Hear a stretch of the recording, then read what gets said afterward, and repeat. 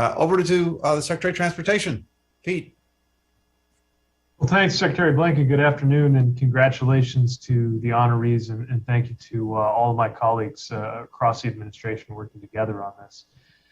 Around the world, millions of people are trafficked through transportation systems. Victims are trafficked aboard airplanes, on buses, subways, trains, taxis, ships, private vehicles.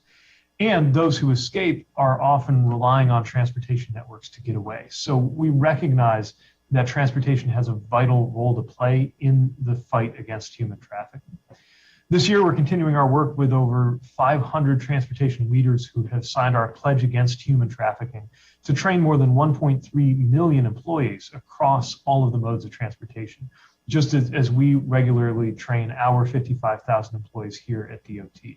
And we're continuing to encourage transportation stakeholders to sign up if they haven't already. Anyone following this conversation right now can do so at transportation.gov/stophumantrafficking. We're also rolling out new training and public awareness tools that we've developed with input from survivors themselves to help transportation employees and the traveling public learn how to recognize and report suspected cases. Through our annual Combating Human Trafficking and Transportation Impact Award, we are recognizing innovative solutions to the problem. And our Federal Motor Carrier Safety Administration will continue requiring every state to permanently ban drivers convicted of trafficking from operating commercial vehicles. On the aviation side, we are partnering with Secretary Mayorkas and the Department of Homeland Security to expand the Blue Lightning Initiative, which is a training program that has already trained over 200,000 frontline aviation workers. And with ICAO, the UN's International Civil Aviation Organization, we're working on a comprehensive strategy to combat trafficking in aviation. And we're hoping to advance similar efforts with the IMO, the International Maritime Organization.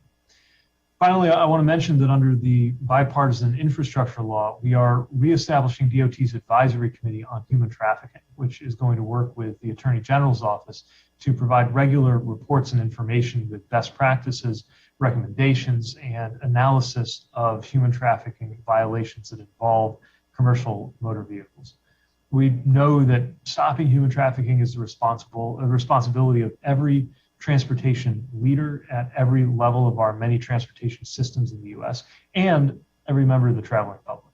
And with the training, resources, and will, we know that we can save so many people from the scourge of human trafficking across the many modes of transportation. Thank you again, and back over to you, Secretary. Pete, thank you very, very much, and greatly appreciate the work that DOT is doing both here at home and internationally to tackle this problem.